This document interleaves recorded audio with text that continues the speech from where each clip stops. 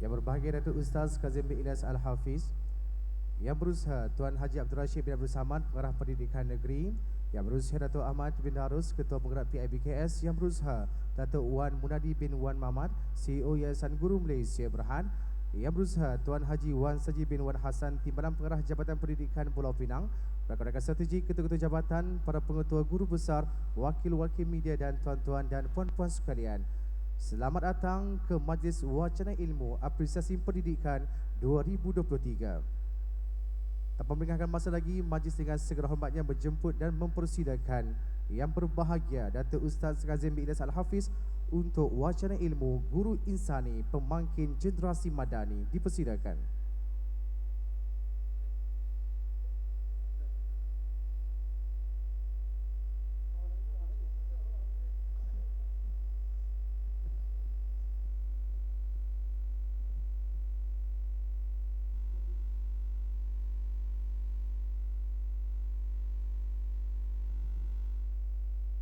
Assalamualaikum warahmatullahi wabarakatuh. Dan salam sejahtera. Bismillahirrahmanirrahim. Alhamdulillahi rabbil alamin. Wassalatu wassalam ala rasulillah wa ala alihi wa ashabihi ajma'in. Qala Allah ta'ala fi kitabihil aziz, a'udzu billahi minasy syaithanir rajim. Yarfa'illahu alladhina amanu minkum walladhina utul ilma darajat. Terima kasih kepada saudara pengacara majlis yang dihormati, yang berbahagia Tuan Pengarah Jabatan dan semua barisan kepimpinan, yang dihormati wakil-wakil daripada Bank Islam, seterusnya warga pendidik, tuan-tuan dan puan-puan, mudah-mudahan dirahmati, diberkati oleh Allah Subhanahu wa taala. Bulan Mei ni macam-macam kenangan lah tuan-tuan. Daripada 1 Mei ada kisah dia. Daripada 13 Mei pun ada kisah dia. 16 Mei pun ada kisahnya. 14 Mei pun ada kisahnya. Macam-macam tentang bulan Mei ni. 29 Mei pun ada kisah dia.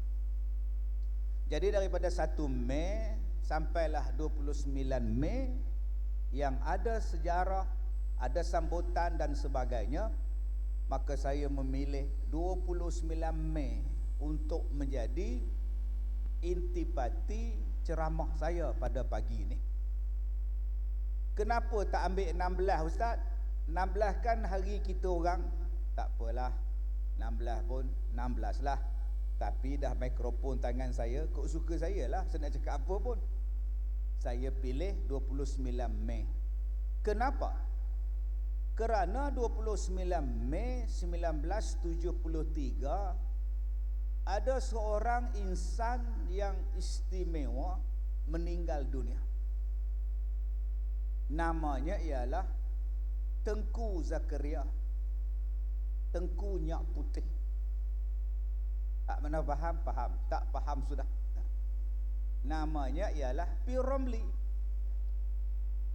P. Ramlee meninggal pada 29 Mei 1973. Mendapat pengiktirafan sebagai seniman agung, mendapat pengiktirafan di peringkat Asia, the most versatile talent. Satu-satunya anugerah yang hanya dapat pada dia seorang dalam dunia ni. Dia seorang je dapat, tuan-tuan, the most versatile talent. Lepas-lepas tu tidak ada lagi anugerah the most versatile talent.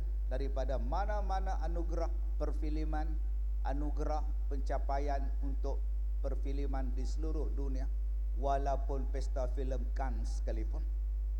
Tuan-tuan yang saya hormati, hari ini saya nak cerita tentang P. Ramlee saja. Manalah penceramah dia orang jemput kita ni kan cikgu. Apa kena-mengena dengan P. Ramlee pula? Jangan lupa Cikgu Syahri. Tuan-tuan lupa ke dengan Cikgu Syahri? Peninggalan P. Ramlee itu, antara yang dia tinggalkan nama yang sangat popular, Cikgu Syahri. Sampai sekarang orang akan panggil Cikgu Murni. Jangan lupa lah. Cikgu Murni dengan Haji Bakhil. Sampai sekarang orang ingat. Kalaulah Cikgu Murni nak kahwin yang lain, orang macam mana yang Cikgu Murni pilih? Itu Haji Bakhil. Kalau saya akan pilih orang yang lebih tua dari saya. Begitulah cara berfikir. Oh, nampak tuan-tuan. Cikgu Murni punya. Oh, tuan-tuan, sampai sekarang kita ingat. Baik. Pulau Pinang. Pulau Pinang cerita tentang orang yang hebat dalam seni Pulau Pinang. P. Ramlee Pulau Pinang. Nordin Ahmad dekat ya. Orang Pulau Pinang. Ya, Nordin Ahmad, orang Pulau Pinang tuan-tuan. Bila cakap dia nak menangis, Nordin Ahmad kajang 4 malu, kajau dia menangis tuan-tuan. Mai Ahmad Nawak pula. Sampai sekarang Ahmad Nawak orang Pulau Pinang tuan-tuan. Yang hak hebat-hebat besar-besar ni mai Pulau Pinang tuan-tuan. Belum masuk lagi PE. Belum masuk yang tu lah. Ni cerita hak besar ni tuan-tuan. Jadi kita juga orang di Pulau Pinang. Kita juga mungkin lahir di Pulau Pinang, sekarang bertugas di Pulau Pinang. Maka kalau orang lain boleh hebat dengan duduk di Pulau Pinang, kenapa kita tidak menjadi pendidik yang hebat? Ambil inspirasi daripada kejayaan orang lain. Tuan-tuan yang saya muliakan, yang pertama saya nak mengajak pada tuan-tuan menghargai orang. Walaupun orang tu kita nampak biasa-biasa, walau orang tu kita nampak tak ada apalah, walaupun orang tu kita nampak nak banding dia dengan aku jauh. Tuan-tuan, kadang-kadang orang yang kita anggap biasa, itulah orang yang menaikkan kita. Kadang-kadang orang tu kita anggap bunyi pula, orang itulah yang akan membantu kita. Kadang-kadang kita tengok budak ni bermasalah, budak itulah yang membantu kita. Kadang-kadang kita tengok cikgu ni bermasalah, cikgu itulah yang menaikkan nama sekolah. Kadang-kadang kita tengok pengawal ni bermasalah, pengawal itulah yang berjasa pada kita. Ambil pengajaran itu. Di mana? Belajar dengan P. Ramlee. Siapa yang mula mengenal bakatnya? Siapa yang mula tahu tentang bakat P. Ramlee? Ahmad Sy. Tuan-tuan kenal Ahmad Sy? Baik, sekarang saya cerita Ahmad Sy. Dalam cerita Labu Labi, Haji Bakhil datang pakai serban masuk dalam kedai. Ada pekerja, dia kata, "Kamu ketawakan aku, Ahmad?" "Tak ada, Tuan Haji." Budak-budak cakap Tuan Haji handsome macam Rock Hudson. "Kamu kata aku handsome macam Rock handsome." "Ahmad, kau nampak itu kedai? Kau ambilkan telur 2 biji setiap seorang, kopi 1 cawan." Haji Bakhil yang belanja. Tuan-tuan, yang ambil order, yang puji Haji Bakhil tu, nama dia Ahmad Sy, nama dia. Bila dia bawa balik, dia masuk dalam pejabat Haji Bakhil, dia kata, "Tuan Haji, di luar ada satu perempuan minta kurang membeli kain putih. Orangnya cantik, Tuan Haji." "Kamu ni Ahmad, kalau kambing dipakaikan gaun pun kau bilang cantik." Tuan-tuan, itulah Ahmad Sy. Dialah yang mengesan bakat P. Ramlee, dialah yang tengok bakat P. Ramlee, dialah yang nak bawa P. Ramlee daripada Pulau Pinang pergi ke Singapura. Orang tak kenal dia. Siapa dia? Dia bukan pengarah, dia bukan assistant director, dia bukannya CEO, dia hanya pekerja biasa. Tetapi dengan dia membawa, akhirnya apa jadi pada P. Ramlee?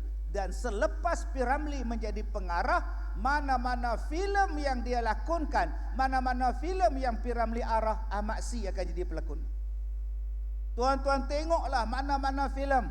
Abu Hassan Pencuri, dia jadi pembantu P. Ramlee. Tuan-tuan tengoklah Alibaba Bujang Lapuk, dia jadi penyamun 40 orang. Tuan-tuan tengok seniman Bujang Lapuk, dia menjadi kepada P. Ramlee, yang bawa P. Ramlee jumpa manager Kemak Hassan. "Saudara menjumpa tuan manager ya, ikut saya." Itu Ahmad Sy. Nampak tak tuan-tuan? apabila kita mengenang jasa orang lain, walaupun orang tak nampak, walaupun orang tu kecil pada pandangan orang lain, tetapi bila kita membesarkan dia, kejayaan akan sampai kepada kita. Jadi kalau kita pengetua, kalau kita guru besar, jangan memandang rendah pada guru-guru yang lain. Jangan memandang rendah kepada orang-orang yang membantu di sekolah kita. Kerana mereka itulah satu hari yang akan mendokong kita, satu hari yang akan menaikkan kita, satu hari yang akan menjadikan pencapaian terbaik untuk sekolah kita. Begitu juga kalau kita cikgu. Jangan memandang rendah pada budak ni tak cemerlang, budak ni kurang aktif, budak ni kurang pintar, budak ni slow. Itu peringkatnya. Mungkin peringkat rendahnya biasa-biasa, tetapi dia akan jadi hot bila dia masuk menengah. Mungkin waktu sekolah menengah dia suam-suam kuku, tetapi dia akan jadi hebat bila dia sampai ke universiti. Sebab itu, melihat kepada bakat, menghargai orang lain, sama saja. Jangan kita yang ni lebih, yang ni kurang, yang ni lebih, yang ni kurang. Ambil pelajaran daripada P. Ramlee. Yang bawa dia, yang mengesan bakat dia, nama dia Ahmad Sy. Dan pengarah yang membawa dia pergi ke Singapura untuk jadi pelakon ialah B.S. Rajens. Pengarah filem pada masa itu, nama dia B.S. Rajens. Tuan-tuan yang saya muliakan, pertama. Yang kedua, P. Ramlee Penang Free School. P. Ramlee orang Pulau Pinang. Alat muzik pertama apa yang dia ada? Biola. Apa yang dia buat? Belajar dengan cikgu biola. Kemudian kerja dia ialah menggesek biola. Yang tuan-tuan tengok dalam filem Anakku Sazli, Pani Majundar. Pengarah dia Pani Majundar. Dia duduk di atas jeti, dia main biola. Nampak? Tanya sama pokok, apa sebab goyang? Nanti jawab pokok, angin yang goncang. Tengok sama air, nampak bayang-bayang, nampak satu batu, bayang pun hilang. Teng neneng neneng neneng neneng neneng. Kalau tuan-tuan nak anak tuan-tuan cepat membesar, nyanyi lagu tu. Lepas habis itu terus jadi besar P. Ramlee. Oh, masya-Allah. Yang mana faham, tak faham sudah.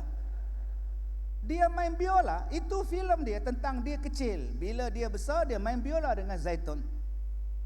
Tanya sama hati, apa asal sayang? Adakah tandanya?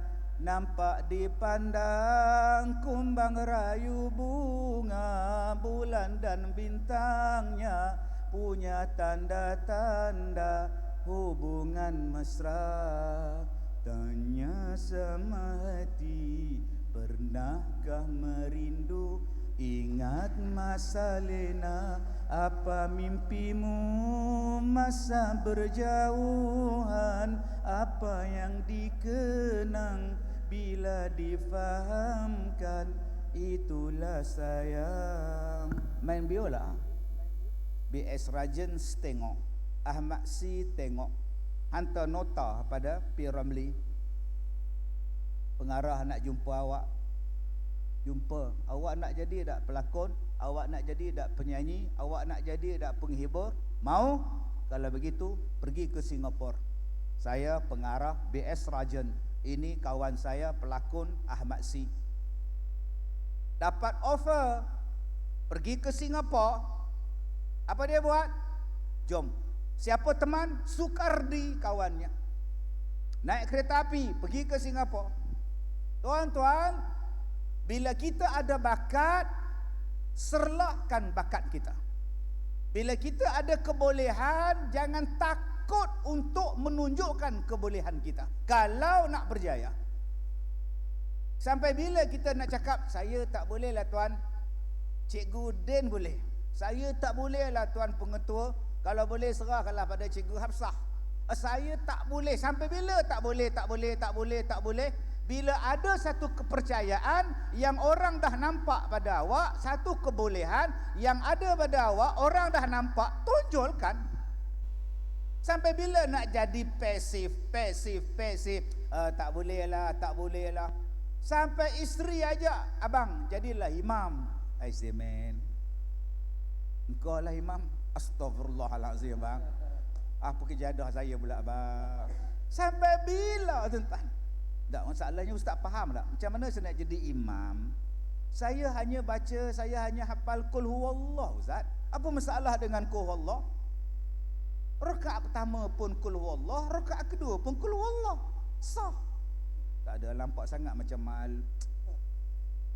Tak nampak, ustaz. Kalau begitu qul huwallah kau bahagi dua. Rakaat pertama qul huwallahu ahad, Allahus samad, Allahu akbar. Sah sembahyang. Kalau awak tak mulai hari ini, bila awak nak start? Bila awak tak ambil kesempatan ini, adakah kesempatan itu akan datang? Belum tentu. Saya mula-mula jadi cikgu tahun 1993. Bila pergi temuruga apa semua, lulus layak, diterima jawatan sebagai guru. Gaji RM350. Datang kawan saya, Kazim, kamu kerja apa? Aku dapat kerja cikgu, tahfiz. Gaji RM300.5. Kau kerja kelang, kata dia. Ada OT, ada TO, macam-macam T kau ada. Apa RM300.5 apa barang bro, kata dia. Gaji RM300.5, tuan-tuan, tahun 1993. Balik kampung, kawan-kawan pakai RXZ. Kita pula naik bas lompat. Balik kampung raya gini naik bas, tuan-tuan. Dia orang pula balik naik RXZ. Wow, ada yang balik naik kereta, kita pula naik bas. Jiwa tercabar. Tetapi aku cenderung nak jadi cikgu. Aku dah dipilih sebagai cikgu. Aku nak buat yang terbaik kepada budak-budak ni. Ambil kesempatan itu. Bila P. Ramlee pergi Singapura, orang bagi dekat dia, engkau buat lagu, engkau buat melodi, engkau tuliskan gubahan, engkau buat untuk filem, lagu-lagu ni engkau buat. Tuan-tuan, buat sesuatu benda yang orang lain belum pernah buat. Kalau tuan-tuan nak berjaya, tuan-tuan nak berjaya, buat sesuatu yang di luar kebiasaan. Bukan luar tabi'i, luar kebiasaan. Yang tak biasa orang tengok. Cuba tuan-tuan tengok tahun 49, tahun 48, tahun masa itu suasana muzik, suasana lagu macam mana? Lagu-lagu ala langgam di bawah bulan purnama, di waktu malam yang sunyi, hatiku merasa riang, kekanda di samping daku. Zaman itu Khadijah, oh Khadijah, oh Khadijah, oh Khadijah. Lagu itu pun orang minat, tuan-tuan, orang minat. Tiba-tiba P. Ramlee, tuan, dia datang, dia ubah. Suaranya lain, melodi yang lain. Rupa kamu yang cantik, mata kamu yang bulat, membikin pemuda jadilah gembira. Tu beliak kata orang, tuan. Dia bawa satu benda lagu yang lain. Dengarlah, gemalah hati, dendang jiwaku, mencurahkan pendaman, kalbunan tertawa. Akhirnya dia dapat RM3,000 tahun 49. RM3,000 untuk filem Azizah. RM3,000 2023 pun mahal. Bayangkan RM3,000 tahun 49. Dengan lagu dia orang buka mata. Dengan lagu dia orang mula bagi peluang pada dia. Dengan lagu dia yang semalam Mufti Pulau Pinang, dia menyanyi lagu dalam bahasa Arab. Dia kata, Ustaz, P. Ramlee buat lagu ni dalam bahasa Melayu. Ustaz boleh tak cari seni kata Melayu dia? Saya duk cari lama, saya tak jumpa. Pi Ramli ambil lagu Siqah, kata dia. Oh, lagu Siqah.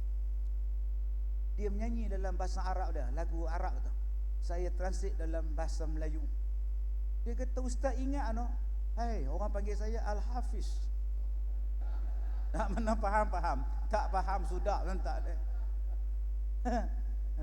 Allahu Akbar. Tuan-tuan, saya minta pada cikgu-cikgu buat sesuatu bentuk pembelajaran yang luar daripada biasa. Yang bila orang tengok nama kita, bila orang sebut nama kita, dia bagus. Teknik dia mengajar tu bagus. Dia bila orang buat tangan pada tuan-tuan macam tu kira hebat. Dia kira tapi kalau dia buat dia leceh tu sayang tak. Dia yang kita nak, dia ni macam dia goyang lagu tu pula, bagus punya goyang tu. Yang ni yang kita nak. Sebab itu bakat yang kita ada jangan malu untuk ditonjolkan. Bila saya jadi guru tahfiz, aku diberi peluang untuk jaga budak tahfiz, untuk didik budak tahfiz. Apa target aku? Target aku ialah dalam tempoh 3 bulan engkau orang hafal 3 juzuk. 3 juzuk engkau hafal, saya nak bawa budak ni masuk pertandingan menghafaz Al-Quran peringkat negeri. 3 bulan jalan.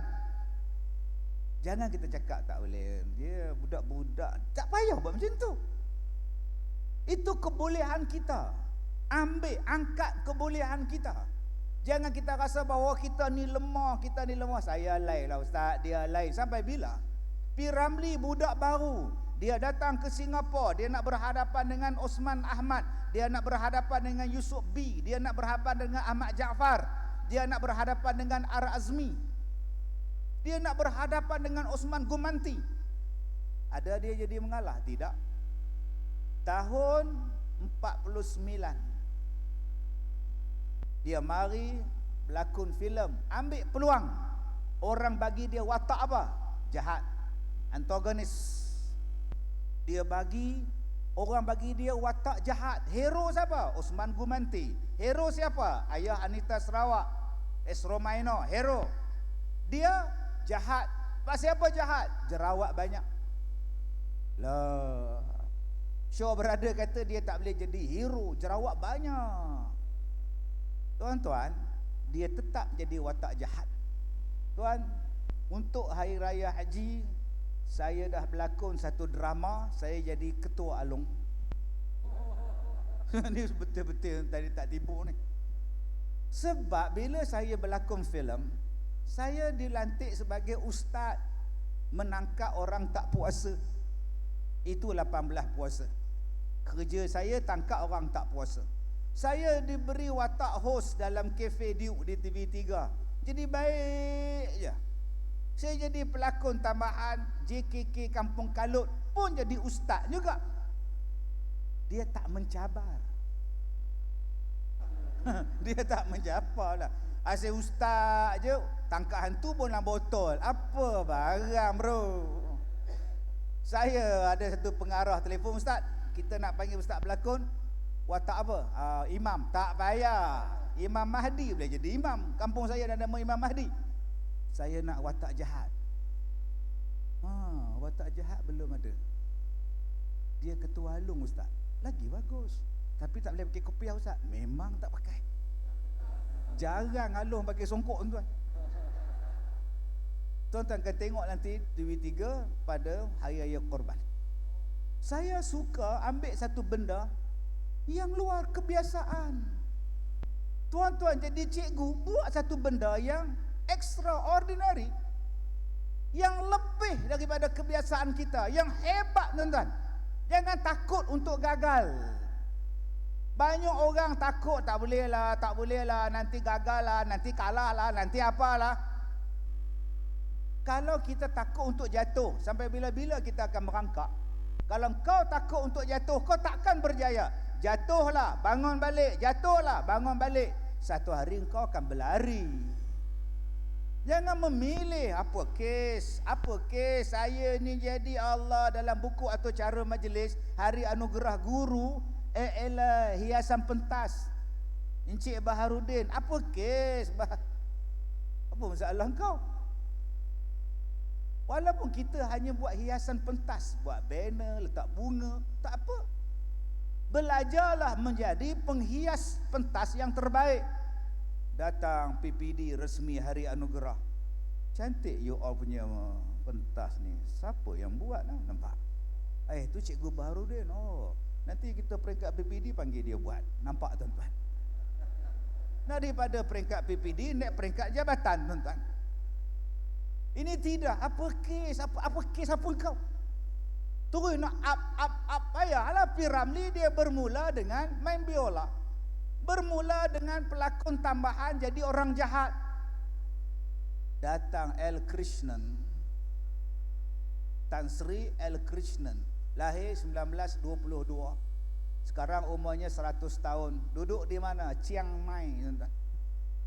Dia adalah pelopor antara pengarah pelopor filem-filem Melayu di tanah Melayu dan di Singapura. Nama dia apa? L. Krishnan. Masih hidup lagi. Masih hidup tuan-tuan. Lahir di Pulau Pinang, belajar di India, jadi penolong pengarah di India, balik ke tanah Melayu jadi penolong pengarah, jadi pengarah filem. Dia bagi tahu dekat Shaw, Run Shaw. Tuan, saya mau ambil ini orang P. Ramlee jadi hero. Orang yang mula-mula angkat P. Ramlee jadi hero, L. Krishnan nama dia. Shaw brother kata, oh no. Dia punya jerawat. Nanti filem tak laku. Beri kepercayaan pada saya. Beri kepercayaan pada Ramlee. Kita boleh up. Filem apa? Bakti. Filem apa? Takdir Ilahi. Hero dia P. Ramlee, heroin dia Kasma Buti. Akhirnya bila P. Ramlee jadi hero, meletup filem. Sebab tu tuan-tuan, janganlah kita nak bagi sesuatu jawatan, pekerjaan, tengok rupa. Jangan tengok kebolehan, tengok bakat, tengok kesungguhan. Rezeki bukan tangan dia, rezeki tangan Tuhan. Kalau Allah nak bagi dia rezeki, insya-Allah usaha dulu. Orang hari ini suka melihat kepada penampilan, suka melihat kepada yang pandai bodek. Kebolehan tidak ada, bakat tidak ada. Yang kita nampak ialah yang ni baginya. Akhirnya jadi apa pada projek kita? Nak bagi sesuatu jangan lihat kepada fizikal manusia. Nak bagi sesuatu tanggungjawab jangan lihat pada rupa paras manusia. Dia ada kebolehan, kamu yakin dia boleh, berikan. Akhirnya tuan-tuan, P. Ramlee meletup. Tidak lagi jadi pelakon tambahan, jadi hero antara senyum dan tangis. Datangnya takdir ilahi, datangnya hang tuah, dia jadi hero tuan-tuan. Masya Allah. Daripada 49 sampai tahun 55 jadi pelakon utama tuan-tuan. Sebab itu bila manusia ni dia buat sesuatu benda, saya dah kata awal-awal ceramah saya tadi, P. Ramlee dia takkan lupa tuan-tuan. Dia tak lupa pada Ahmad Sy. Dia bagi filem, semua filem P. Ramlee boleh kata Ahmad Sy mesti berlakon. Kemudian untuk orang-orang yang menaikkan nama dia, B.S. Rajans, L. Krishnan, S. Ramadhan, Pani Manjundar, A.V. Bapat, ini semua orang India. Tuan-tuan cuba tengok apa yang P. Ramlee buat dalam filem-filem dia. Antara yang paling saya lihat dalam filem Gerimis, dia bawa satu bentuk perfilman Melayu. Dia bawa masyarakat multiracial yang ada di Malaysia dalam filem dia. Bermula daripada filem-filem ini tuan-tuan, dia ambil orang India berlakon, dia ambil orang Cina berlakon.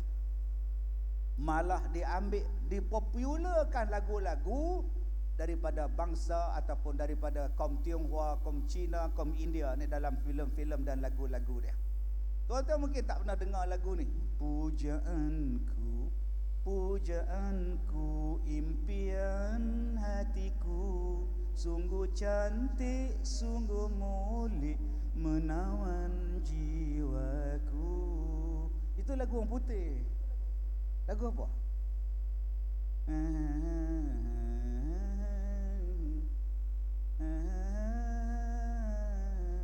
Bukan Brother John. Oh, bukan Brother John tuan-tuan. Oh, Brother John tu. P. Ramlee buat. Yendenen jam undren sundram indaval vinjavane yendram undam yendeng kondo anduval vil nenenduvin. Dia buat lagu tu. Pujaanku, impian hatiku, sungguh cantik, sungguh molek menawan jiwaku. Dia bawa semangat Malaysia dalam filem-filem dia. Dia bawa semangat Malaysia. Kalau kita tengok filem dia, akan ada orang sing. Ada 3 sing yang berlakon dengan P. Ramlee. Pertama, sing yang duduk di studio jadi jaga. Oi, ini tempat berlakon filem kah? Nama saja Melayu, tapi panggil orang hoi. Ingat kita tak ada nama kah? I say man, sekali sing ini bahasakan aku lah. Itulah kau panggil dia hoi. Tengok aku. Datang pula, tuan, saya bukan tuan, saya jaga juga. Sudah. Inikah tempat berlakon syuting filem? Nampak? Bila bujang lapuk ni masuk jumpa manager, datang pelakon lain, Ahmad Fiji. Ini muka pun mau jadi pelakon kah? Apa sing tu cakap pada Ahmad Fiji? You pun satu. You punya rezeki, you makan. Dia orang punya rezeki, dia orang makan. Apa pasal you jealous sama dia orang? Masing-masing makan lah. Filem P. Ramlee sing mengajar. Satu lagi sing dalam cerita pendekar bujang lapuk yang bergaduh dekat penambang jeti tu. Yang angkat orang buang kat laut, angkat orang buang kat laut. Itu pun sing, bukan sing yang sama dekat dengan studio. Satu lagi sing dalam filem Abu Hassan Pencuri. Dia keluar daripada botol, keluar jin. Itu pun sing. Tuan-tuan, P. Ramlee menjadikan seseorang itu hanya dengan satu watak, orang boleh ingat sampai bila-bila. Itu hebat dia. Dia jadikan orang ni hanya satu scene, satu dialog, satu scene, tapi orang ingat. P. Ramlee datang dekat studio, penolong assistant assistant director kata, tuan, badan dia tegap tuan, inilah hang tua. Macam ini jadi hang tua. Tak mau, bodoh. Assistant director pun bodoh, kata Ahmad Nispu. Tuan, kalau tak boleh hang tua, hang jebat pun boleh tuan. Ini macam hang jebat tinggi tulang sekali tu bersepai tulang dah. Sudah. Allah, minta maaf lah, bos saya angin satu badan. Tapi jangan takut, ada satu lagi watak. Belum ada orang. Hang kebun. Baik, cuba tengok watak hang kebun. Bahasa dia senang aja. Tapi hang kebun tak boleh pegang keris. Hang kebun kena pegang cangkul. Apa kata dia? Cangkul pun cangkul lah. Lembat entar. Tuan-tuan boleh bayang tak dengan badan dia kurus, dengan badan dia mari filem Labu Labi. Wow, Husin lempoyang. Meniaga orang lagi untung dari meniaga unta. Wow, itu dia. Namanya Nyong Ismail. Dia bukan orang Melayu, dia orang Cina. Nama dia Nyong Ismail. Nampak? Tuan-tuan cuba tengok, hidup pun mati, susah pun mati, mati pun susah, hidup pun susah, mati kena pegang bendel lah. Wataknya satu, tapi orang ingat sampai bila-bila. Hasanah sudah jadi gulila. Itu badan sudah ketul-ketul macam gurila. Itu cerita Sarjan Hasan. Tuan-tuan yang saya muliakan, saya nak ajak pada tuan-tuan, cuba kita buat sesuatu. Walaupun benda itu kecil, tetapi ianya meninggalkan kesan yang besar dalam jiwa anak-anak murid kita. Buat satu benda yang kita rasa biasa, tetapi anak murid kita akan ingat kita sampai bila-bila. Macam mana nak buat, Ustaz? Terbit daripada hati. buat daripada hati. Orang putih panggil passion, passionate. Jadilah orang yang passion. Bagaimana nak jadi orang yang passionate? Ada 4. Pertama, basyiru, bagi orang suka. Wala tunaffiru, jangan bagi orang menyampah. 3, yassiru, mudahkan orang. Wala tu'assiru, jangan susahkan orang. Kalau kita sebagai warga pendidik pegang 4 benda ini. Nombor 1, bagi orang suka. Saya jadi penceramah bermula tahun 90. Selama 33 tahun saya jadi pendakwah penceramah. Macam mana nak bagi satu benda tu melekat dalam jiwa orang? Apa yang saya cakap saya buat. Jangan buat benda biasa, buat luar biasa. Tahun 2011 saya pertama kali masuk forum perdana Ehwal Islam TV1. Sebelum ni saya tengok ahli panel dia bila berceramah tegak aja. Kita hendaklah mengasihi sesama kita. Saya tengok aja. Saya kata kalau aku masuk forum ni, aku nak buat sesuatu yang gempar, yang gempak. Tawaran pun dapat, peluang pun sampai. Saya ahli panel dengan bekas ketua pengarah pelajaran pendidikan. Apa ke nama Makdum, apa pada hujung dia apa? Apa ke nama, lupa saya nama. Tuan-tuan, tahun 90-an macam ni, tahun 2000-an dulu. Bersama dengan bekas ketua pengarah, tuan-tuan. Apa saya buat? Dijemput kepada ustaz menerangkan tugas sebagai pendidik. Moderator tu. Dapat kat saya, tuan-tuan, saya mulakan dengan satu benda. Oh, तुमसे आचा कौन है जिलो जिलो de जाने lo. Kameraman tu begini tengok saya, tuan-tuan. Dia bukan tengok kamera, dia tengok saya macam tu.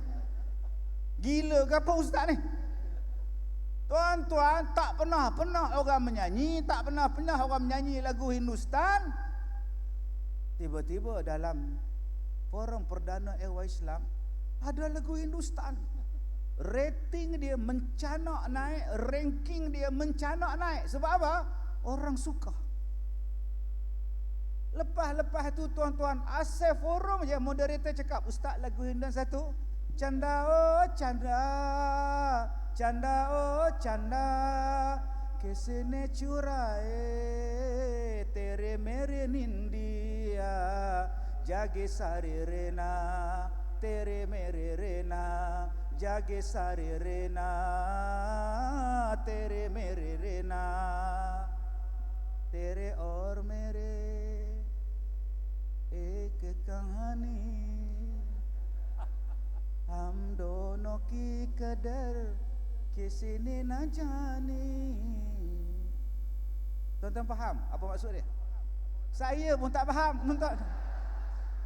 Allah, canda oh canda, bulan oh bulan. Seseorang telah mencuri tidurku. Canda oh canda, kesene curae tere mere nindia. Seseorang telah mencuri tidur aku tak boleh tidur ni, duk teringat kat dia. Itu maksud dia, tuan-tuan. Tuan-tuan yang saya hormati, jom kita membentuk watak pelajar kita, buatkan satu benda yang dia ingat kita ni ambil berat tentang dia. Zul, rehat nanti jumpa cikgu sekejap di bilik guru.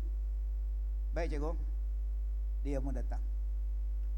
Zul, kamu tahu tak, kamu adalah pelajar yang istimewa di sekolah ni. Memang kamu sedikit, yalah nakal tu cikgu tak dapat nafi lah. Cikgu pun pernah nakal macam kamu juga. Tapi kamu adalah pelajar yang hebat tau. Cikgu tak nampak budak-budak lain. Oi. Nah, ambil pen ni, simpan. Pen ni cikgu bagi pada kamu. Ingat tau, kamu boleh berjaya. Pegang tangan dia, pegang dada dia, dengan syarat kita jantan, dia pun jantan lah. Jangan kita laki-laki, dia pula perempuan. Kamu berjaya Siti. Jangan tuan-tuan. Kamu nak ke dalam ke? Ingat tau, ingat. Kamu nak buat jahat ke, kamu nak buat apa, ingat pen cikgu ni. Tuan-tuan, dengan sebatang pen dia letak dekat poket dia tuan-tuan. Oi, aku dapat pen daripada Cikgu Zul. 20 tahun selepas itu, Cikgu Zul dah pencen, dah berjalan pergi masjid. Dia balik kampung, dia tahan Cikgu Zul. Assalamualaikum Cikgu. Waalaikumsalam. Cikgu tak kenal saya. Tak perasan lah. Saya Din. Sekolah sini. Din Hasanuddin. Bukan. Badaruddin. Yang cikgu bagi pen tu. Oh, cikgu bagi pen kat ramai budak-budak. Bukan. Auta karem tu tuan-tuan. Terlepas rahsia pula dah. Sebab itu tuan-tuan yang saya muliakan, jom kita bentuk satu watak, ambil kebolehan dia, pamerkan kebolehan dia, khalayakkan kebolehan dia. Bila saya jadi guru dan saya buka sekolah saya sendiri, saya buka sekolah saya sendiri tahun 2006. Pelajar tahfiz ada lebih kurang 250 orang. Ada yang bila mak bapak dia hantar ke sekolah, dia balik ikut mak bapak dia. Dia tak nak masuk. Tak nak, menjerit. Bila bapak dia, duduk sini, pegang dia ustaz. Bapak pun lari. Tuan-tuan tahu, dia lari macam $6 million man. Kemudian dia lompat atas bonet kereta bapak dia macam Spiderman. Astaghfirullahalazim. Saya kata dekat mak dia, buat baliklah kau Jangan menyusahkan saya pula. Buatnya dia jadi Batman. Malam-malam keluar, jadi payah saya pula. Saya nak dia hafal Quran, saya nak dia ustaz, saya nak. Kalau begitu, kau yang masuk tahfiz, biar dia balik rumah. Kita nak mendidik anak ni kadang-kadang kena tanya juga, kamu nak apa? Kamu nak belajar apa? Sekarang punya pendidikan beza sikit. Tuan-tuan, yang mana masuk dalam keadaan agar dia tengok semacam kita, dia tengok begini je. Cuba baca surah Al-Fatihah. Baca. Bismillahirrahmanirrahim. Alhamdulillah. Cuba baca sedap-sedap. Baca sedap. Suara kamu sedap tau. Kamu baca macam Imam Mekah. Ataupun kamu baca macam Ghamidi. Alhamdulillahi Rabbil Alamin Ar-Rahmanir Rahim. Cuba baca macam itu. Saya ajar dia, dia boleh bawa Ghamidi, dia boleh bawa Sudais. Alhamdulillahi Rabbil Alamin Ar-Rahmanir Rahim Maliki Yaumiddin. Kamu jadi imam. Saya belikan jubah untuk dia, latih dia jadi imam, dia jadi imam pada budak-budak yang lain. Tuan-tuan, takkan jadi imam nak fly. Bayangkan, takkan nak fly lagi. Imam kot. Waktu semayang mesti on time, maghrib on time, subuh on time. Sebab apa? Dia imam. Jangan kita kata, budak ni no future lah, budak ni tak ada faedah. Silap tu tuan-tuan. Kita lah sebagai guru nak cungkil bakat dia, kita lah sebagai guru nak naikkan dia dan tunjukkan pada orang lain budak ni bagus. Kawan-kawan dia pun kata budak ni bagus. Jangan kawan-kawan kata budak ni teruk, cikgu pun tak percaya kat dia. Lingkup terus tuan-tuan. Akhirnya dia jadi imam. Alhamdulillah tak fly. Atau geng dia macam mana? Geng dia bila outing tuan-tuan, ini pun masalah bapak juga. Bila outing, kongsi vape dengan bapak. Apa yang penting? Kerja sama. Bapak share rokok dengan anak pun salah tuan-tuan. Aduh. Bila kita panggil mak ke sekolah bincang, kenapa cikgu panggil saya ke sekolah ni? Kita ada masalah sikit ya tentang anak puan. Anak puan ni kami dapati dia agak nakal lah di sekolah. Itu yang saya panggil puan untuk bincang. Memanglah anak saya nakal, bukan di sekolah aja, di rumah pun anak saya nakal, tapi saya tak pernah pula panggil cikgu datang rumah saya bincang.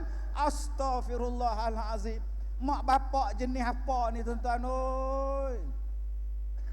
Kita bukan setakat menghadapi masalah dengan anak-anak, dengan bapa anak-anak tu pun kita masalah. Mak dia bermasalah. Yang mana yang merokok, dan hari Isnin, hari Jumaat kita ada perhimpunan. Tugas kamu ialah baca doa. Tak pandai cikgu. Cikgu tulis, ustaz tulis lah, kamu baca je, hafal lagi bagus. Okey, dijemput kepada saudara Muhammad Afiq untuk membacakan doa. Bismillahirrahmanirrahim. Ya Allah, jadikanlah kami pelajar yang baik, terang hati dalam menuntut ilmu pelajaran, ya Allah. Jadilah kami pelajar yang tidak melanggar disiplin. Jadilah kami pelajar yang tidak menghisap rokok. Slow ya tuan-tuan. Bak yang rokok tu slow ya tuan. Kena 4 minggu baca doa, dia stop. Budak-budak dah tengok, kau baca doa, kau baca doa. Stop tuan-tuan. Sebab itu belajar daripada P. Ramlee. Dia ada kebolehan. Aziz kebolehannya, Sudin kebolehannya, Ibrahim pendek kebolehannya, M. Zain kelebihan dia. Bila masing-masing guna kebolehan, okey. Labu-labi, dia tak ambil Aziz, dia tak ambil Sudin jadi hero, dia ambil labu-labi. Dia tak ambil Aziz, dia ambil orang Pulau Pinang, M. Zain meninggal tahun 67. Labu-labi filem 62, 63, dia meninggal 67. M. Zain bawa hidangan tak. Akhirnya filem tu meletup. Dia tak ambil Sudin Aziz sebagai pelakon utama dalam filem Nujum Pak Belalang. Dia sendiri jadi nujum, yang dua orang ni jadi penyamun saja. Dia meletakkan seseorang pada tempatnya. The right man on the right job, the right man on the right place. Ini pegangan yang tuan-tuan kena pegang kalau nak melatih budak-budak. Kalau kita sebagai pengetua nak tengok kedudukan guru, beri yang layak pada kedudukan dia, bagi yang betul pada tempat dia. InsyaAllah dia akan berjaya dan akan diingat sampai bila-bila. Adakah P. Ramlee itu terlalu jenis ustaz? No. Tidak. Adakah dia terlalu hebat ustaz? Tidak. Habis tu, macam mana filem dia orang seronok tengok sampai sekarang? Orang Cina ingat, orang India ingat, orang Melayu ingat, orang Sabah Sarawak lagi ingat, Singapura ingat. Saya kata dia biasa-biasa. Ada lagunya diambil daripada lagu orang putih. Wan Cik Daud main gitar. Gitar berbunyi malam sunyi, aku menangis seorang diri. Itu diambil daripada Ar-Azmi. Di bawah bulan purnama, aku menangis seorang diri. Diambil daripada lagu orang putih. Night sails in the sunset, bring out. Tu nama dia Nat King Cole. Bring out my love one. Tu tengok Nat King Cole tu. Tahun 40-an punya lagu. Dibawa lagu itu. Aci aci buka pintu. Itu lagu Turki. Lagu Turki, bukan lagu P. Ramlee. Dia bawa dalam kita. Cliff Richard, The Young One. The Young One 1958. Itu lagu The Young Ones. Cliff Richard. Tomorrow, wait until tomorrow, 'cause tomorrow sometimes never come. So love me. Filem tu dia bawa dalam ayat-ayat gembira masa muda. Sebab tu Al Krishnan kata P. Ramlee dia pandai ambil sikit, dan orang tak perasan apa yang dia ambil. Habis itu kenapa dia hebat, Ustaz? Dia hebat kerana sokongan, bantuan daripada di sekelilingnya. Bila dia buat lagu, memang sedap lagu dia, tuan-tuan. Memang sedap lagu dia. Kelas. Tuan-tuan tengok lagu anakku Ustazli. Dengar lagu anak, mari-mari cik adik, mari-mari cik abang, menyanyilah, menarilah, ala silam muda, hai, sila pinang muda. Tiada kata secantik bahasa. Itu adalah lirik Jamil Sulong. Lagu itu sedap, liriknya bagus, Jamil Sulong. Mengapakah riang-riang meresap ke seluruh anggota bila ku di sampingmu, begitukah nikmatnya bercinta. Itu adalah lirik H.M. Rohaizat. Berjumpa di Taman Firdausi. Itu adalah lirik A.R. Tompel. Berkorban apa saja, Sudarmaji, Jamil Sulong. Nak membentuk lagu yang bagus, kena ada penulis lirik yang bagus. Kalau di India ada Laxmikan Pyarlal. Kalau di India dulu ada Shankar Jaikishan. Di Singapura ada P. Ramlee dengan Sudarmaji. Dia menjadi Majili. Akhirnya lagu itu segar. Nak menjadi pengarah yang baik, dia memerlukan skrip yang bagus. Ada satu pengarah filem, dia minta saya buatkan skrip tentang saya. Dia nak buat filem tentang Ustaz Kazim, biografi, filem Ustaz Kazim. Saya tuliskan lakaran skrip, saya tuliskan skrip. Bila dah siap, okey, kami dah setuju, kita akan filmkan filem Ustaz. Terima kasih. Minta pandangan Ustaz, siapakah pelakon utama untuk filem ni? Kalau boleh cari pelakon yang muka ada iras-iras saya lah, supaya filem ni boleh diterima. Ada pelakon Malaysia ada ke muka macam Ustaz Kazim? Ada. Zul Arifin, ambil dia. Pengarah tu tengok sana, dia ni tak makan ubat ke apa, tuan? Kemudian pengarah kata tak ada orang dalam Malaysia yang muka macam Ustaz, melainkan Ustaz saja. Ustaz sajalah jadi hero. Oh, no problem. Akhirnya saya dah siap satu filem saya yang belum disiarkan, Zim ala Kazim. Saksikan di Pawagam, insya-Allah, tuan. Selepas habis Polis Ibu ni, insya-Allah. Tuan-tuan, P. Ramlee jadi hebat, dia pengarah, tetapi dia perlukan skrip yang bagus. Madu 3 daripada Ahmad Nispu, daripada Omar Rojek, daripada Eskandar Risman. Mereka adalah penulis skrip. Bagi skrip pada P. Ramlee olahkan jadilah filem-filem yang hebat. Kerana apa? Kerana dapat skrip yang bagus dari Omar Rojek, Semerah Padi, daripada Eskandar Risman, dapat skrip yang bagus. Bila nak menjiwai pelakon, dia dapat pula pelakon yang bagus. Filem Ibu Mertuaku, orang paling benci pada Dr. Ismadi. Dia sampai, memang aku mengambil sabariah dari kau, Kasim Selamat. Tapi bukankah aku telah mengembalikan penglihatan kau? Tidakkah itu adil? Kau ambil bini aku, kau buta, kau celekkan mata aku, banyak cantik kau. Adil, kata tuan doktor. Lalah dia ambil garpu, dia cocok. Sebab tu akak-akak jangan jadikan perhiasan kita garpu, jangan. Kasih Selamat pergi ambil garpu, pergi cocok mata, buta tu. Tuan-tuan ingat Ahmad Mahmud berlakon jadi seniman bujang lapuk, direktor pengsan, bawa ke klinik. Saya sekarang sedang bikin filem Alibaba Bujang Lapuk. Wah, bagus tuan, bagus cakap tuan doktor. Tapi 3 pelakon tu bagi saya pusing. Gelak.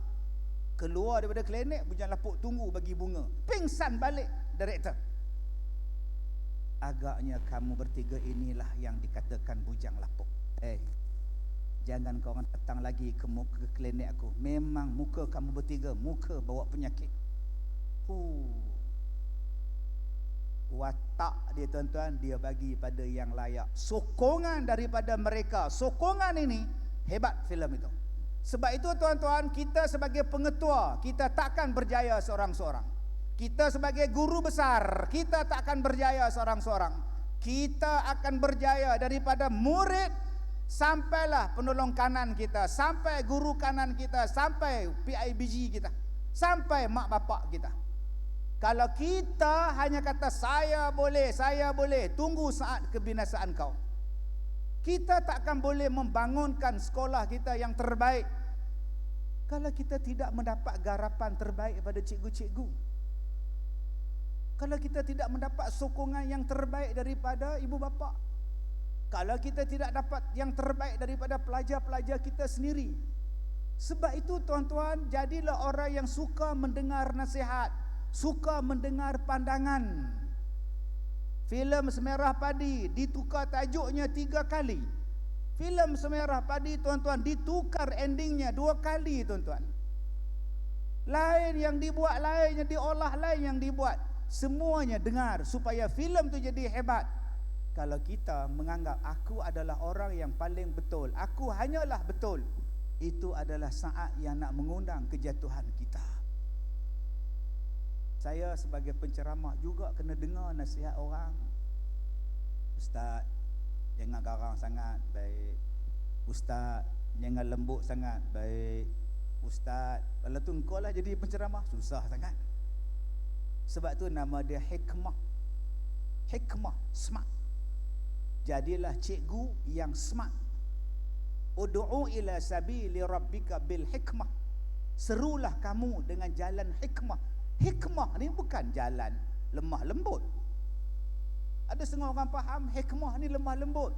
You kena hikmah lah. Bukan. Hikmah tu smart. Smart. Dengan budak tadika lain. Saya dijemput menyampaikan ceramah di tadika. Ustaz nak ke? Ustaz boleh ke? Boleh. Ustaz boleh ke ceramah dengan tadika? Sudi ke? Kalau cikgu jemput, saya sudilah. Tapi bila saya pergi ke tadika, saya tak boleh ceramah macam di universiti. Ya, kalau kita melihat sistem pendidikan dalam konteks, mana budak-budak tu faham? 15 minit je dia konsentrate, dia masuk minit ke-16. Budak 6 tahun 16 minit dia mula tengok di luar. Tambah di luar tu pula ada vios. Mana faham? Faham. Tak faham sudah. Budak 6 tahun sekarang dia tengok vios. Pakak dengan adik pula buat kereta. Relax tuan-tuan tu. Lambat faham tuan-tuan ni tuan. Ya Allah, budak-budak. Jadi apa yang saya buat, saya kena hikmah dengan budak-budak ni. Hikmah bukan lembut. Kita hendaklah menghormati ibu dan bapa kita. Tidur untuk budak tu. Bagi dia ceria. Okey, jom. Siapa tahu lagu Baby Shark? Saya. Baby Shark kuduk. Sesuai dengan budak tu. Tapi bila pergi ceramah di masjid, jangan guna budak tadika punya style. Okey Tok Imam, Baby Shark kuduk. Kesian Tok Imam tuan-tuan. Bila saya ceramah dengan tuan-tuan, saya tak boleh ceramah macam tadika. Saya kena ceramah sesuatu yang tuan-tuan tak pernah dengar. Tambah-tambah tuan-tuan pula sekarang orang tengah sediakan makanan. Duk tengok. Aduh, cabaran tau. Nasib baik tak ada makanan atas meja. Kalau ada lagi cabaran tau. Sebab itu jangan takut dengan cabaran. Saya lagi mencabar ceramah, lagi saya nak. Apa ceramah yang mencabar? Ceramah waktu kenduri kahwin. Makanan atas meja ngap. Macam mana nak bagi stok buak-buak ni? Waktu kita ceramah, waktu itulah sibuk makan. Yang catering budak-budak ni pula sibuk angkat makanan. Engkau orang ni nak dengar ceramah ke apa? Jangan takut. Kalau boleh budak yang dok angkat pekerja caterer tu tuan-tuan, dia berhenti, dia pun dengar ceramah. Yang tengah suap, berhenti suap. Letak balik tuan-tuan. Itulah cabaran. 1956 P. Ramlee diberi cabaran. 55 kau buat filem Penarik Beca. Ada dia tolak tawaran? Tak. Tak tuan-tuan. Ambil cabaran sebagai pengarah Melayu. Sebelum ini pengarah dari India, kameraman daripada China. Sekarang pengarah daripada Melayu. Selepas Haji Mahdi, dia dapat. Akhirnya tuan-tuan, apa dia jadi? Dia jadi pengarah terbaik, pelakon terbaik. Sebab itu jangan kita hari ini takut menerima cabaran. Beranilah menerima cabaran. Dan bila kita dah dapat cabaran, buat secara hikmah. Hikmah maknanya 4 yang saya sebutkan tadi. Bagi orang suka, jangan bagi orang jemu, mudahkan dan jangan susahkan. Saya ceramah tuan-tuan 9.20. Sekarang 10.25. 1 jam 5 minit. Tuan-tuan terasa tak sejam 5 minit? Tak terasa. Memang tak terasa. Bukan tuan-tuan cakap. Yang terasa saya lah tuan-tuan. Jadi tuan-tuan, jom kita sebagai guru sekolah bersama dengan kita, pengarah dengan kita, mak bapak dengan kita, dan di hadapan kita adalah pelajar-pelajar untuk kita didik, untuk kita jadikan mereka insan yang baik, masyarakat yang baik, generasi terbaik terletak di tangan kita. Mudah-mudahan Allah berikan kejayaan dan berikan kekuatan kepada kita semua. Saya minta maaf jika terkasar bahasa. Wabillahi taufiq wal hidayah. Assalamualaikum warahmatullahi wabarakatuh. Waalaikumsalam warahmatullahi taala wabarakatuh. Majlis mengucapkan ribuan terima kasih kepada yang berbahagia Datuk Ustaz Kazim bin Ilyas Al-Hafiz di atas kesudian menyampaikan wacana ilmu guru insani pemangkin generasi madani.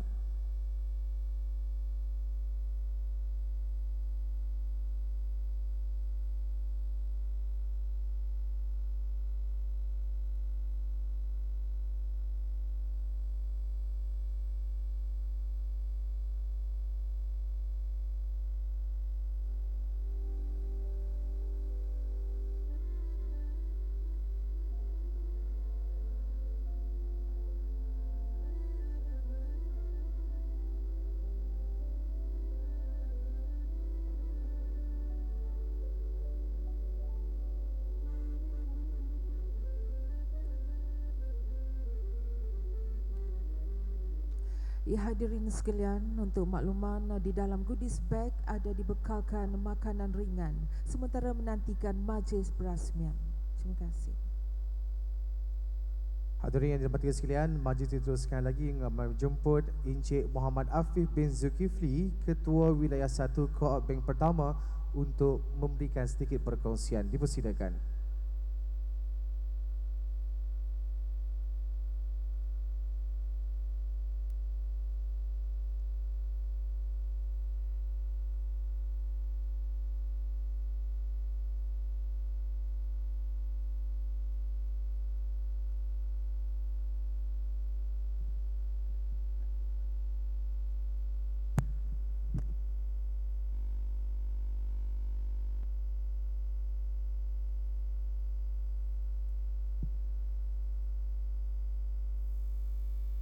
Terima kasih saudara pengurusi majlis. Bismillahirrahmanirrahim. Assalamualaikum warahmatullahi wabarakatuh. Salam 27 Syawal dan salam sejahtera. Yang dihormati datuk-datuk, datin-datin, tuan-tuan dan puan-puan sekalian. Saya Afif dari Co-op Bank Pertama, Ketua Wilayah 1. Hari ini akan share tentang produk-produk dan promosi yang kita sedang jalankan pada tahun ini. Dan sebelum itu mungkin ada yang tertanya-tanya, mungkin dah mengenali Co-op Bank, tapi apakah sejarah Co-op Bank Pertama? Jadi sebelum itu saya ingin share sedikit tayangan klip video mengenai Co-op Bank Pertama.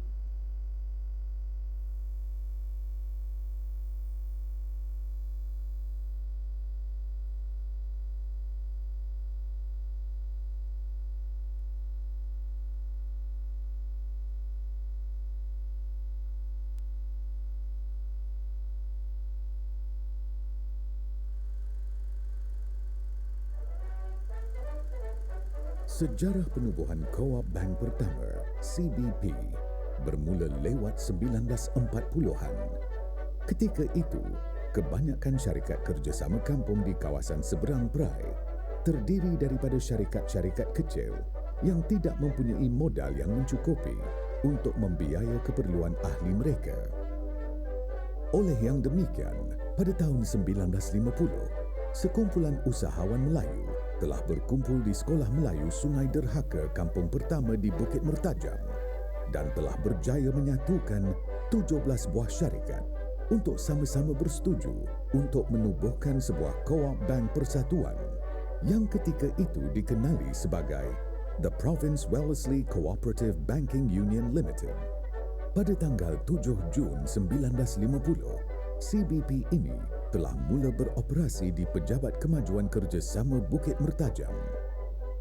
Di antara peranan penting CBP pada waktu itu, termasuk membeli dan menjual baja buatan kepada ahli persatuan untuk meningkatkan hasil pertanian mereka.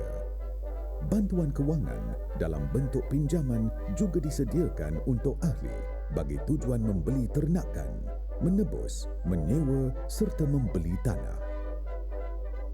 Di bawah sokongan dan kepimpinan beberapa tokoh yang hebat, termasuk Yang Berhormat Datuk Abdul Aziz Ishak selaku menteri ketika itu, Allahyarham Datuk Haji Yusof Hilmi Haji Syafiee atau lebih mesra dikenali sebagai Pak Long selaku pengerusi pertama CBP, serta semua barisan pengerusi dan kaki tangan yang pernah berkhidmat sehingga hari ini. Bermula daripada sebuah pertubuhan yang kecil, bersandarkan kepada niat yang murni untuk membela nasib usahawan Melayu, CBP terus melangkah untuk menjadi sebuah organisasi yang sentiasa prihatin dengan kebajikan dan keperluan ahli-ahlinya.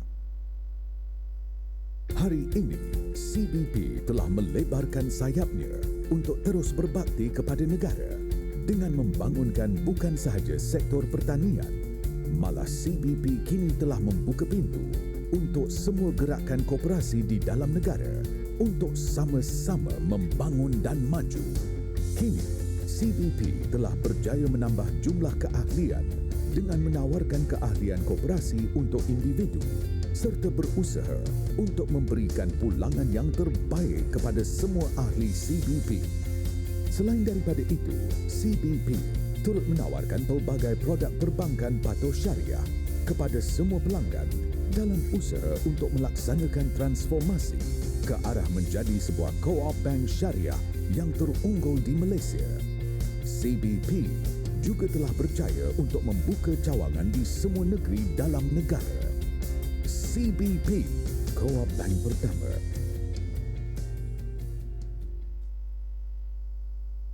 Jadi demikian klip video mengenai sedikit sebanyak tentang sejarah Co-op Bank pertama ataupun dikenali sebagai CBP. Sebelum itu, terlebih dahulu saya ingin mengucapkan selamat Hari Guru kepada seluruh warga pendidik ya.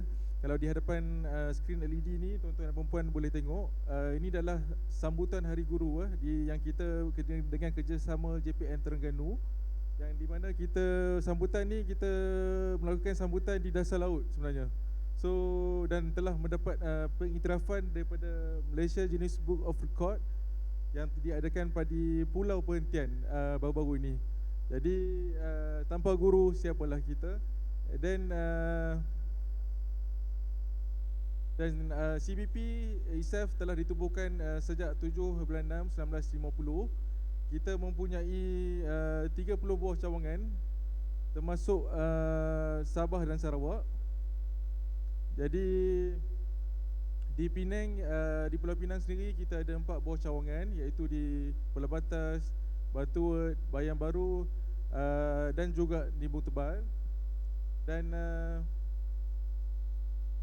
Dan CBP diterajui oleh barisan anggota lembaga pengerusi kita Datuk Baharul MB, dan turut hadir pada hari ini Puan Hidayah, kita punya timbalan pengerusi, dan barisan kepimpinan pengurusan kita diterajui oleh kita punya Tuan Ketua Pegawai Eksekutif Encik Khairil Anwar bin Muhammad Anwar, dan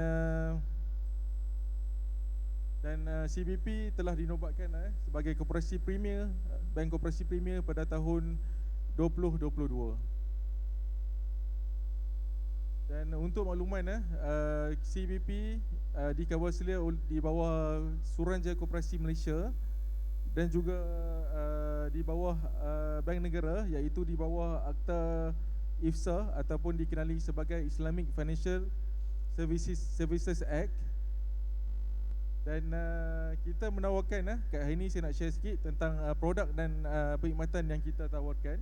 Terdiri daripada produk individu dan juga koperasi dan korporat. Dan untuk makluman semua tuan-tuan dan puan-puan, produk kita di CBP adalah semua produk yang ditawarkan adalah berlandaskan syariah. Kita mematuhi syariah compliance. Dan seterusnya pada tahun ini kita adakan baru lancarkan kempen yang dikenali sebagai Hello CBP. Jadi kempen ini bermula pada Januari 2023 dan hadiah yang kita tawarkan di sini keseluruhan adalah melebihi RM 1 juta. Dan kalau tuan-tuan dan puan-puan tengok di hadapan ni, kita punya grand prize adalah BMW 2 Series bagi kempen ini. Untuk melayakkan kempen ini, hanya tuan-tuan dan puan-puan boleh melangganlah produk-produk pembiayaan peribadi, perumahan, RAHNU, account saving dan deposit air berjangka. Dan pasti kalau mana yang dah jadi anggota kita, sebelum ni kita untuk kita punya share keanggotaan kita dah tutup hampir 2 tahun. Dan sekarang alhamdulillah bermula Januari kita telah buka semula kita punya produk share keanggotaan, di mana individu yang nak masuk sebagai anggota hanya minimum RM1,000 dan maksimum sehingga RM 5 juta. Dan juga jika ada ahli koperasi kat sini, tidak melebihi 20% daripada baki semasa modal share CBP. Tentu tuan-tuan dan puan-puan tanya-tanya berapa dividen yang kita bayar di CBP. Alhamdulillah mengikut prestasi setakat ini, kita pembayaran dividen masih lagi konsisten. Kalau tuan-tuan dan puan-puan tengok di sebelah kiri saya, yang warna merah tu adalah bayaran dividen share yang kita bayar pada tahun 2018, which is 7%, 2019 5.5%, 2020 6%, 2021 6.1%. Dan semua dividen yang kita bayar ni adalah kita telah tolak zakat siap-siap. Dan kalau ikutkan yang di sebelah arrow ni, tuan-tuan dan puan tengok yang warna hijau ni adalah keuntungan yang Co-op Bank pertama janakan. So kalau ikutkan daripada tahun 2018, profit di CBP 52 juta, 2019 73 juta, 2020 85 juta, 2021 86 dan 2022 insya-Allah dalam proses audit 102 juta. Walaupun kita di sebalik kekangan pandemik, tapi alhamdulillah CBP, prestasi CBP kekal naik dan ke atas. Dan alhamdulillah baki aset di Co-op Bank pertama juga telah meningkat, sehingga yang terbaru adalah total worth asset kita adalah 7.7 billion. Dan berikut merupakan produk yang kita tawarkan lah. Produk ini nama sebagai RAHNU ataupun dikenali sebagai pajak gadai patuh syariah, di mana pembiayaan yang kita tawarkan bagi produk ini sehingga 80% dan had pembiayaan maksimum sehingga RM350,000. Kalau kata, dan tempoh kedaian bermula daripada 6 hingga 12 bulan. Dan mutu emas yang kita ambil daripada 750 hingga 999. Dan kalau ikutkan, kalau tuan-tuan dan puan-puan perasan, kita dah telah melalui fasa pandemik, fasa sebelum ni kita melalui MCO, PKP dan sebagainya. Kalau tuan-tuan dan puan-puan perasan, harga emas telah melonjak tinggi daripada sebelum ni 180-200. Dan yang terkini 999 dah melebihi paras RM300. Jadi kalau dahulu kita tengok bagi produk Arahnu ni, kalau dahulu agak skeptikal lah ataupun stigma, di mana kalau kata masuk ke tempat pajak gadai ataupun Arahnu, orang akan tengok semacam je. Tapi kali ini Arahnu ni, kalau tuan-tuan dan puan untuk makluman, kita boleh guna dalam bentuk pelbagai instrumen. Sebagai contoh, ada juga pelanggan-pelanggan kita yang menggunakan Arahnu dengan membeli contoh kepingan emas 10 gram and then meletakkan barangan emas di Co-op Bank pertama dan dapat tunai. Daripada tunai itu diorang akan beli lagi dan sebagainya. Jadi produk Arahnu ni dia punya instrumen tu tak seperti dahululah, dan juga kepada para peniaga yang kecil dan sederhana boleh gunakan untuk sebagai pusingan modal dan sebagainya. Dan sudah tentu bagi produk Arahnu, pajak Arahnu dan juga pajak gadai konvensional ada perbezaan dia, di mana kalau pajak gadai Arahnu ni dia punya proses menaksir emas dan sebagainya lebih transparent berbanding dengan pajak gadai konvensional, di mana kalau kata di Co-op Bank, kita akan letaklah timbang tu di bahagian tepi untuk pelanggan tengok berapa berat yang barang yang diorang bawa. Dan juga kita akan bagi notis kepada pelanggan jika ada barang gadai yang hampir tamat tempoh. Dan let's say jika berlaku lebihan bagi barang